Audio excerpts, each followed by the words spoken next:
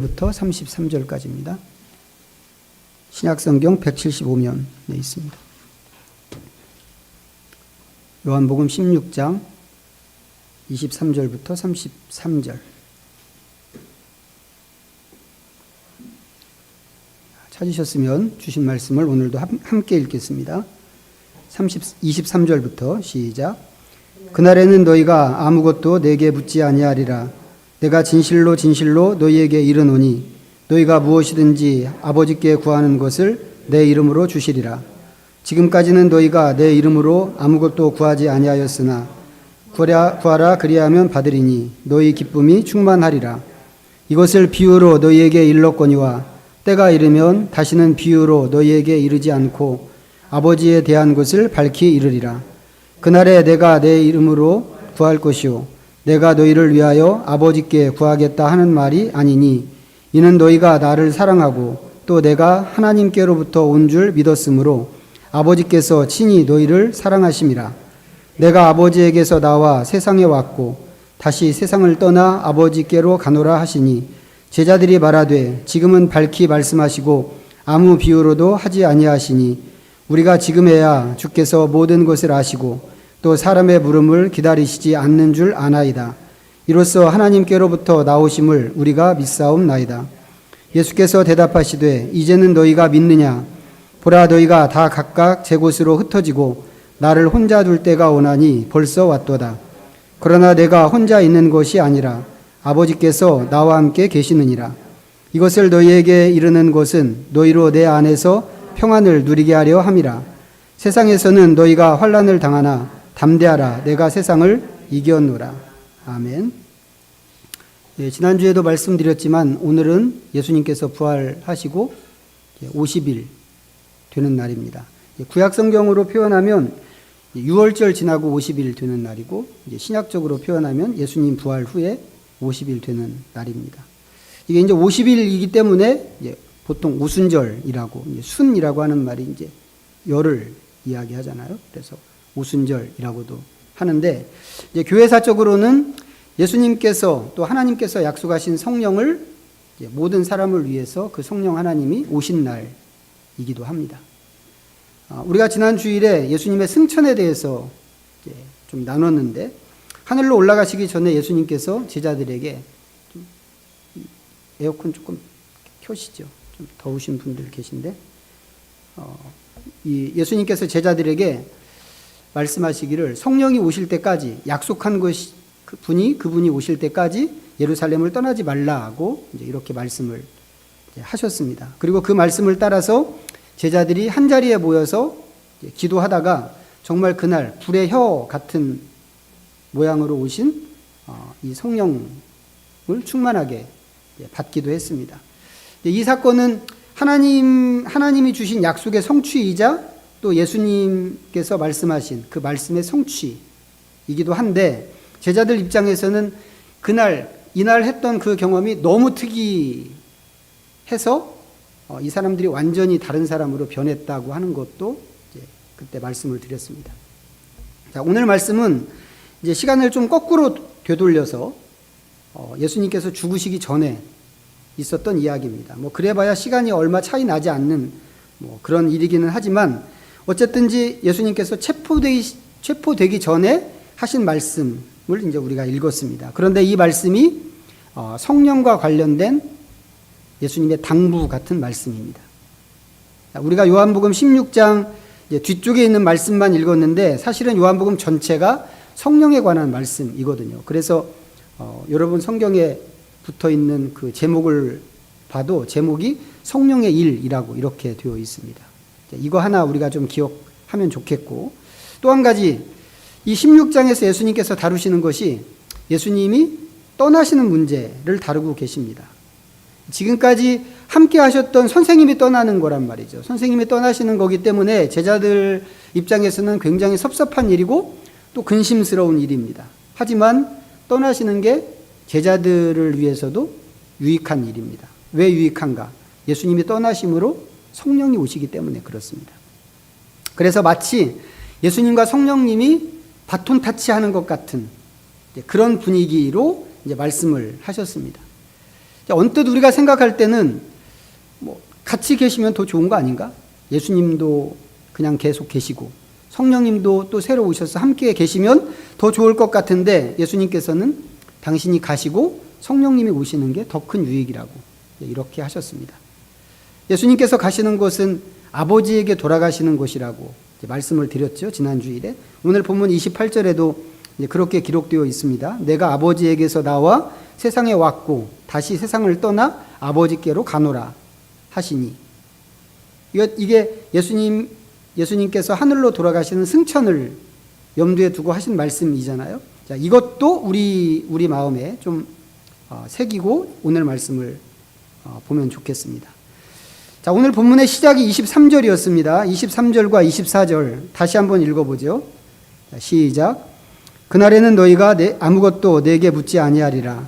내가 진실로 진실로 너희에게 이르노니 너희가 무엇이든지 아버지께 구하는 것을 내 이름으로 주시리라. 지금까지는 너희가 내 이름으로 아무것도 구하지 아니하였으나 구하라 그리하면 받으리니 너희 기쁨이 충만하리라.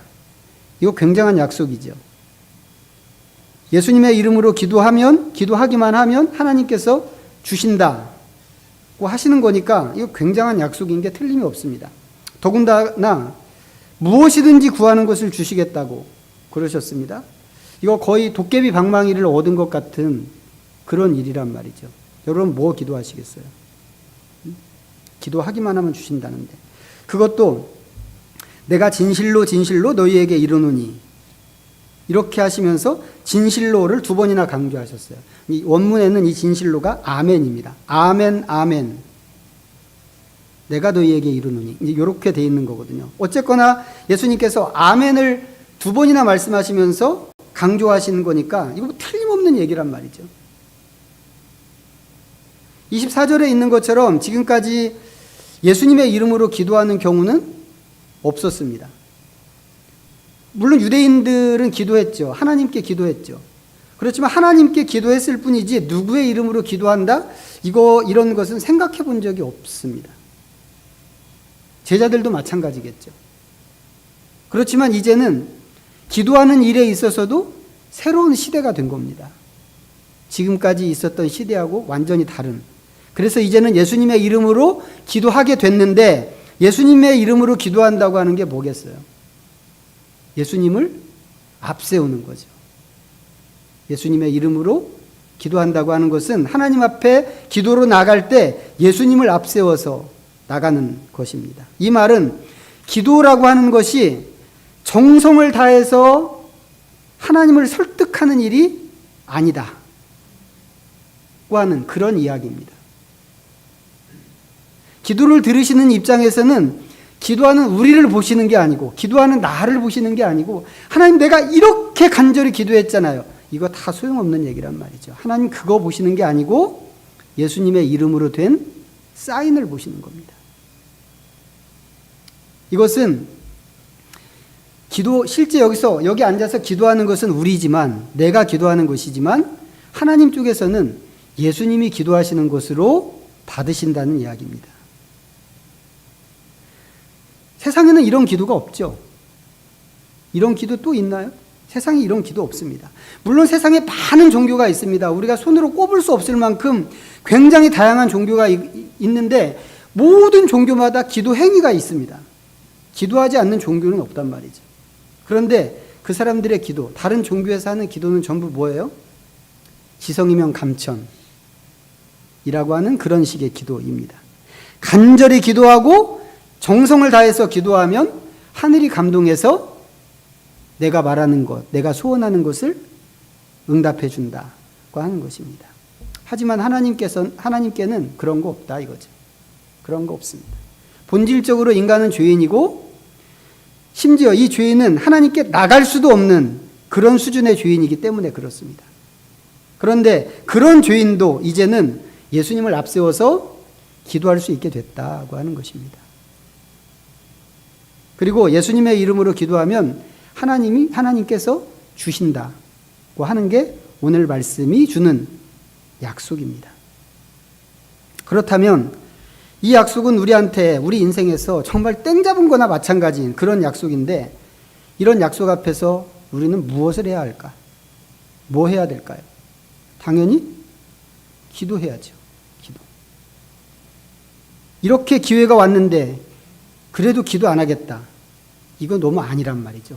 그런 것은. 당연히 우리 기도해야 됩니다. 많이 기도해야 됩니다. 이 기회를 최대한 살려서 기도해야 됩니다. 하지만 무엇을 기도해야 될까? 무엇을 기도해야 될까요? 오늘 본문에서 예수님께서는 무엇이든지 구할 수 있다고 이렇게 말씀을 하셨습니다. 하지만 무엇이든지 구하는 기도 우리 해봤잖아요. 여러분 다 해보지 않으셨어요? 우리가 해봤고 또 어쩌면 지금도 항상 그 기도하고 있습니다. 그런데 경험상 이야기한다면 우리의 기도가 항상 응답되는 것은 아닙니다. 예수님께서 말씀하신 것처럼 우리는 항상 예수님의 이름으로 기도합니다. 그냥 막무가내로 뭐 내 재주나 내 정성이나 이런 걸로 나가지 않는단 말이죠. 늘 예수님의 이름으로 기도합니다. 그렇지만 우리가 경험하는 건 뭐예요? 응답은 너무 더디고 심지어 어떤 때는 응답이 아예 없다 싶은 때도 있습니다. 많지요. 그래서 우리는 약속에 근거해서 기도를 하지만 그러면서도 또 어떤 때는 종종 이거 뭐지? 왜 응답이 이렇게 안 오지? 왜 응답이 없지? 그런 의문을 가질 때가 있습니다. 뭐가 문제일까요? 무엇이 문제일까? 일단 예수님께서 무엇이든지라고 말씀은 하셨지만 기도하면 안 되는 것이 있습니다. 기도하면 안 되는 것. 자, 마태복음 6장입니다.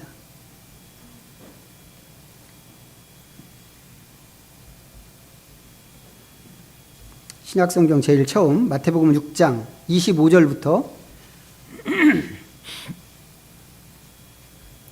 25절부터 32절까지 6장 25절부터 32절 자, 읽어보겠습니다. 같이 시작. 그러므로 내가 너희에게 이르노니 목숨을 위하여 무엇을 먹을까 무엇을 마실까 몸을 위하여 무엇을 입을까 염려하지 말라. 목숨이 음식보다 중하지 아니하며 몸이 의복보다 중하지 아니하냐. 공중의 새를 보라. 심지도 않고 거두지도 않고 창고에 모아들이지도 아니하되 너희 하늘 아버지께서 기르시나니 너희는 이것들보다 귀하지 아니하냐. 너희 중에 누가 염려함으로 그 키를 한 자라도 더할 수 있겠느냐. 또 너희가 어찌 의복을 위하여 염려하느냐. 들의 백합화가 어떻게 자라는가 생각하여 보라. 수고도 아니하고 길쌈도 아니하느니라. 그러나 내가 너희에게 말하노니 솔로몬의 모든 영광으로도 입은 것이 이 꽃 하나만 갖지 못하였느니라. 오늘 있다가 내일 아궁이에 던져지는 들풀도 하나님이 이렇게 입히시거든 하물며 너희일까 보냐. 믿음이 작은 자들아. 그러므로 염려하여 이르기를 무엇을 먹을까 무엇을 마실까 무엇을 입을까 하지 말라. 이는 다 이방인들이 구하는 것이라. 너희 하늘 아버지께서 이 모든 것이 너희에게 있어야 할 줄을 아시느니라. 거기까지. 기도하지 말아야 하는 것이 뭔가요? 무엇을 먹을까 무엇을 마실까 같은 것. 목숨을 위하고 몸을 위하는 기도 같은 것. 이런 것은 하지 말아야 하는 기도입니다. 그러면 이런 말씀을 들을 때 우리는 금방 속에서 이런 반응이 이제 불끈 올라옵니다. 이거 기도 안 하면 뭐 기도하냐? 안 그런가요, 여러분? 이거 기도하면 뭐 기도하세요? 가끔 이제 뭐 농담처럼 하는 얘기입니다만 목사님들이 이렇게 새벽기도 생전 안 나오던 사람이 새벽기도 나오면 뭔 일 생겼나 보다 그렇게 생각한다고 그러잖아요. 뭔 일이 생겨야 기도한단 말이죠. 그러니까 이런 반응이 자연스럽습니다. 이거 기도하면 뭐 기도하지? 대부분의 사람들이 기도한다고 할 때 이거 기도한단 말이죠.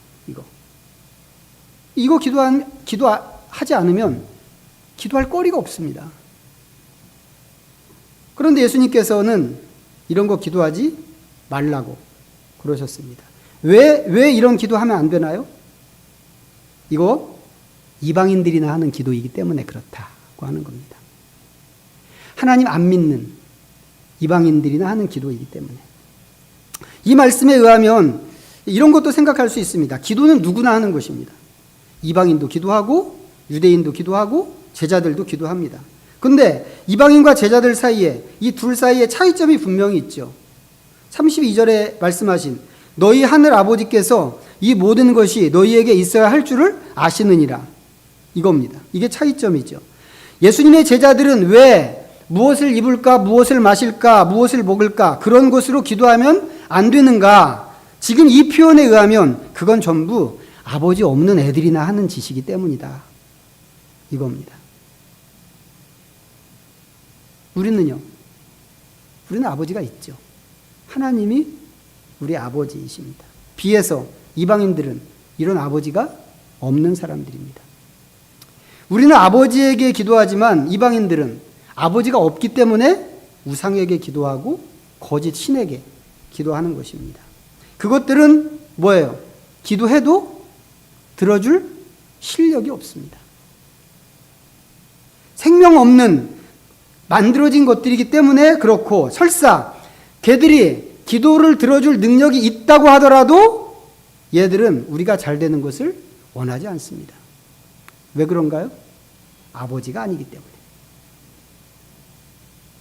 그렇기 때문에 기도에 응답하지 않습니다. 그러다 보니까 이방인의 기도는 중언부언, 길게 기도해야 된다고 하는 게 있단 말이죠. 온갖 정성과 노력을 다하지 않으면 신의 마음을 얻을 수 없다고 하는 생각에서 그렇게 하는 것입니다. 하지만 근본적으로 우상은 기도에 응답할 능력이 없고 할 수 있다고 해도 응답하지 않습니다. 그렇다면 이방인들이 하는 기도는 다 뭐예요? 이방인들의 기도가 우리보다 훨씬 정성스럽잖아요. 제가 이방인들의 기도 볼 때 제일 감동하는 게 뭔지 아세요? 오체투지. 와, 저는 그거 볼 때마다 눈물 나요. 저렇게 자기 신에게 저 정도로 헌신할 수 있을까? 늘 비교되죠. 나하고, 내가 하나님을 대하는 거하고. 그 정도 정성을 기울일 수 있을까? 그런데 이방인들이 그런 차원에서 나보다 훨씬 더 정성을 들이고 훨씬 헌신적으로 그렇게 기도하는데, 그런 이방인의 기도가 다 무엇인가? 헛수고다 이거죠. 헛수고. 이 대목에서 다시 한번 예수님의 제자들이 왜 무엇을 먹을까, 무엇을 마실까 같은 것으로 기도하면 안 되는가가 나오는 것입니다. 그렇게 하는 것은 말만 기도지, 무엇을 먹을까, 무엇을 마실까를 기도하는 그 기도는 말만 기도지 실제로는 기도가 아니기 때문에 그렇다고 하는 겁니다. 기도가 아니면 뭐겠어요? 헛소리다. 야고보서 4장을 보겠습니다. 374면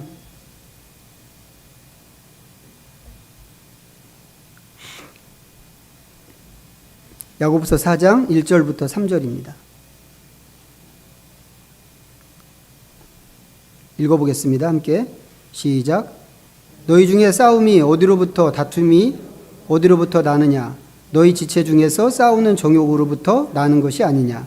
너희는 욕심을 내어도 얻지 못하여 살인하며 시기하여도 능히 취하지 못함으로 다투고 싸우는도다. 너희가 얻지 못함은 구하지 아니하기 때문이요 구하여도 받지 못함은 정욕으로 쓰려고 잘못 구하기 때문이라.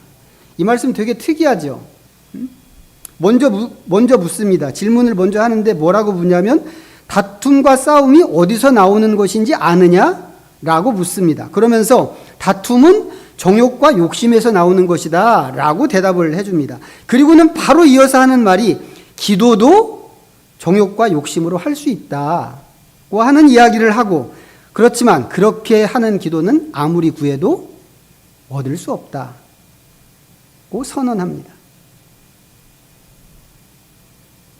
어떤 기도가 응답받지 못하는가에 대해서 여기 얘기하고 있는 거죠. 근데 우리는 보통 이제 이렇게 생각합니다. 기도를 열심히 하는데 응답이 없다. 그러면 정성이 부족해서 그래.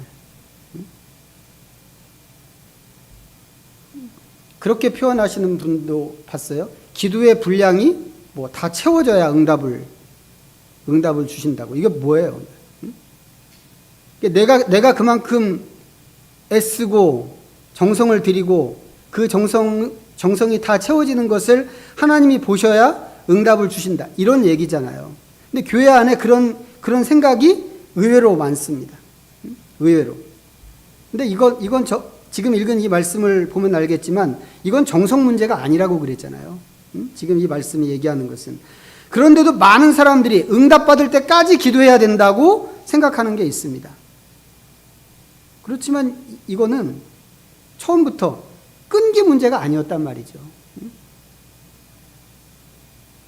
욕심으로 기도한다는 게 문제였습니다. 지금 읽은 이 야고보서가 지적하는 것은. 그런데 그걸 모르고 끝까지 응답될 때까지 기도할 거야 라고 하면서 끝까지 기도한다면 그것은 기도가 아니고 헛소리다 라고 하는 것입니다. 이방인의 방식으로 하는 기도가 그런 거라는 거죠. 그렇기 때문에 우리는 그런 기도를 해서는 안 되고 또 그런 행동을 기도라고 해서도 안 된다고 하는 겁니다. 자, 그렇다면 예수님의 이름으로 기도한다고 할 때 우리는 무엇을 기도해야 할까? 누가복음 11장 보겠습니다. 111면 누가복음 11장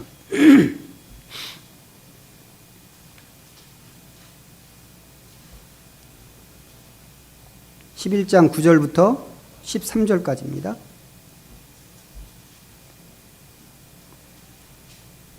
또 같이 읽어보겠습니다. 시작. 내가 또 너희에게 이르노니 구하라 그러면 너희에게 주실 것이요 찾으라 그러면 찾아낼 것이요 문을 두드리라 그러면 너희에게 열릴 것이니 구하는 이마다 받을 것이요 찾는 이는 찾아낼 것이요 두드리는 이에게는 열릴 것이니라. 너희 중에 아버지 된 자로서 누가 아들이 생선을 달라 하는데 생선 대신에 뱀을 주며 알을 달라 하는데 전갈을 주겠느냐. 너희가 악할지라도 좋은 것을 자식에게 줄 알거든 하물며 너희 하늘 아버지께서 구하는 자에게 성령을 주시지 않겠느냐 하시니라. 자, 이 말씀은 우리 처음에 읽었던 요한복음 말씀하고 좀 많이 비슷합니다. 하나님은 우리에게 너무 좋은 아버지시다. 이게 전제죠. 전제입니다. 그분은 너무 좋은 아버지이시기 때문에 자녀인 우리에게 항상 좋은 것을 주고 싶어 하십니다. 우리가 기도하면 당연히 다 들어주시는 그런 아버지입니다. 그런 아버지를 둔 사람은 무엇을 기도해야 할까? 무엇을 구해야 할까?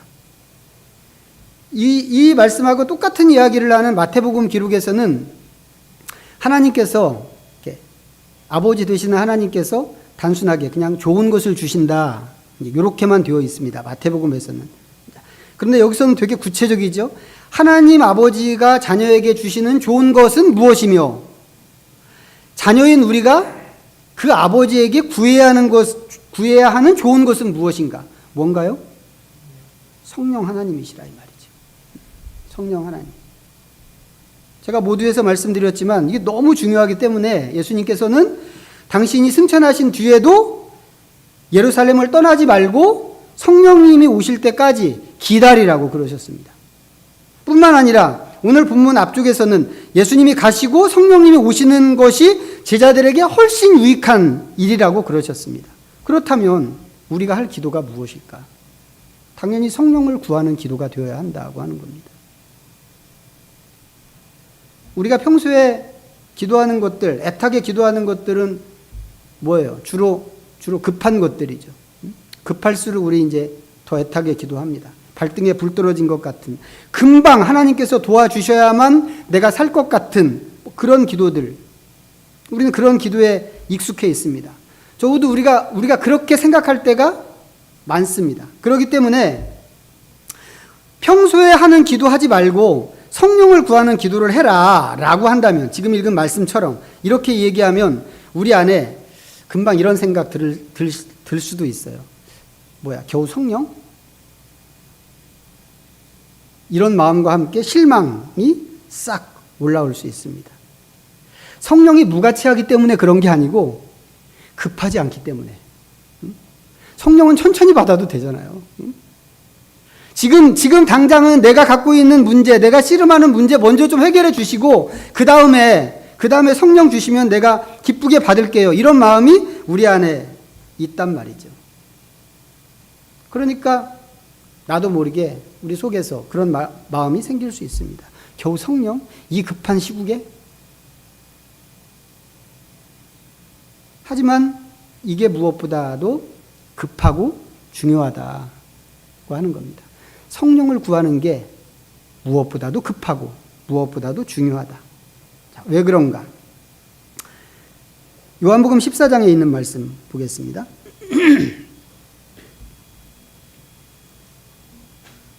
172면 요한복음 14장 16절과 17절입니다. 자, 읽어보겠습니다. 시작. 내가 아버지께 구하겠으니 그가 또 다른 보혜사를 너희에게 주사 영원토록 너희와 함께 있게 하리니 그는 진리의 영이라. 세상은 능히 그를 받지 못하나니 이는 그를 보지도 못하고 알지도 못함이라. 그러나 너희는 그를 아나니 그는 너희와 함께 거하시며 또 너희 속에 계시겠습니다. 성령을 이야기하면 보통은 이제 제일 먼저 생각하는 게 뭐예요? 성령의 능력 생각합니다. 저도 이제 몰랐을 때 이제 주로 그거 기도했거든요. 성령의 능력을 주십시오. 그런 면에 능력 생각합니다. 능력 생각하고 아니면 그 능력으로 하나님께서 주시는 사명을 감당하는 것, 이런 정도 생각합니다. 이게 우리가 생각하는 성령이죠. 예수님께서 제자들에게 예루살렘을 떠나지 말고 성령을 기다리라고 하신 것은 성령이 오실 때 제자들이 능력을 받아서 예수님께서 맡기신 사역을 잘 감당하기 때문이라고 그렇게 생각하는 경우가 대부분입니다. 맞는 말이죠. 그게 완전히 아니다 이렇게 얘기할 수 없습니다. 하지만 성령을 기도해야 되는 더 중요한 이유가 있는데 그것은 성령이 곧 하나님이 우리와 함께 하시는 방식이기 때문에 그렇습니다. 물론 성령은 그 자체로 지정의를 가진 독립적인 인격이십니다. 그리고 그분 자체가 하나님이십니다. 성령님이 하나님이시란 말이죠. 하지만 그렇다고 해서 성령이 독립적으로 움직이지는 않으신단 말이에요. 성부, 성자, 성령은 항상 서로 안에 내주하면서 하나를 이루십니다. 성령을 구한다고 하는 것은 성령의 임재를 구하는 건데 지금 읽은 말씀 요한복음 14장에 있는 이 말씀에 있는 것처럼 성령의 임재는 하나님이 우리와 함께 하시는 것입니다. 예수님께서 승천하시면서 내가 세상 끝날까지 너희와 항상 함께 있으리라 마태복음에서 그렇게 말씀을 하셨는데 예수님께서는 성령의 임재를 통해서 우리와 그렇게 함께 하신다고 하는 것이죠. 바울은 또 다른 바울의 서신에 보면 우리 몸이 하나님이 거하시는 성전이라고 그랬습니다. 성령이 우리에게 오심으로써 우리는 하나님을 모신 성전이 되는 것입니다. 이거보다 더 좋은 일이 어디 있겠어요? 이거보다 먼저 해야 되는 일이 어디 있겠어요? 이거보다 더 안심이 되는 일이 어디 있겠어요? 하나님이 나와 함께 하신다는데 하나님이 내 안에서 딱 자리를 잡고 나를 성전 삼고 그냥 계시겠다고 하는데 이거보다 더 중요하고 이거보다 더 급한 일이 어디 있냐 이 말이죠. 그 어떤 것과도 바꿀 수 없는 최고의 선물 바로 이거란 말이죠. 성령님이 내 안에 계시는 것. 다시 처음 말씀으로 돌아가서 생각하면 너희가 내 이름으로 구하지 않았지만 이제부터는 내 이름으로 구해라. 그러면 하나님께서 주신다고 하는 말씀이 정말 어마어마한 약속이자 어마어마한 특권인데 우리가 성령을 생각할 때 성령을 구함으로 우리가 어떤 축복과 어떤 영광 가운데 들어가는가 하는 것을 우리가 좀 생각했으면 좋겠습니다. 그래서 하나님께서 주신 그 엄청난 특권, 그 귀한 특권을 하잘것없는 것으로 낭비하는 일이 없도록 그렇게 했으면 좋겠습니다. 아무쪼록 우리가 늘 기도해야 한다고 강조하고 우리 스스로도 그렇게 생각하고 있는데 기도할 때 가장 바른 기도로 하나님께 나가셔서 성령을 통한 하나님의 이 함께 하심을 우리가 몸소 좀 경험하고 그것으로 우리의 믿음이 우리의 삶 속에서 좀 더 역동적으로 드러날 수 있게 되기를 축복합니다. 기도하겠습니다. 우리 오늘 말씀 다시 한번 기억하면서 하나님 앞에 잠시 묵상으로 나가겠습니다.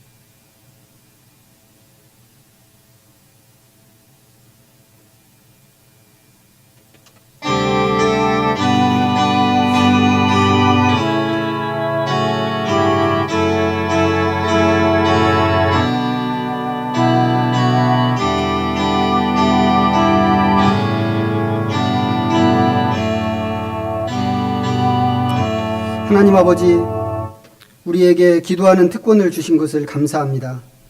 모든 사람이 기도하는 것 같지만 우리에게 주신 그리스도의 이름으로 하는 기도가 얼마나 다른가를 우리가 먼저 알게 하여 주시옵소서.